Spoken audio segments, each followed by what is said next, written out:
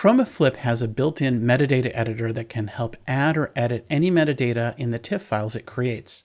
You can use this if you need to add a person's name or fine-tune the location where the photo is taken. The way to get to it is by tapping onto an image and then tapping onto this tag icon. From here, I can simply tap onto any field to correct it, but there are some time-saving features built in that will help you limit the amount of typing you have to do.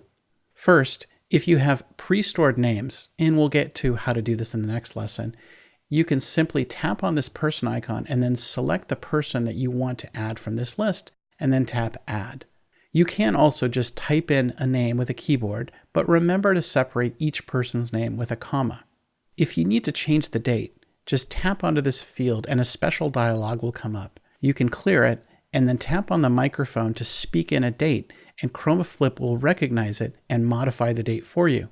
Finally, if you have pre-stored specific locations, you can tap onto this map icon to pick it from the list, and QromaFlip will automatically fill in things like city, state, country, and GPS coordinates for you. If you don't have a pre-stored location, you can simply long press onto this map icon for 1 second or more, and this map will pop up. You can use the search bar to find a general location, and then swipe along the map to fine-tune it to an exact location. Once you've found the exact spot, long press onto that location, and a pin will drop, and then you can select it.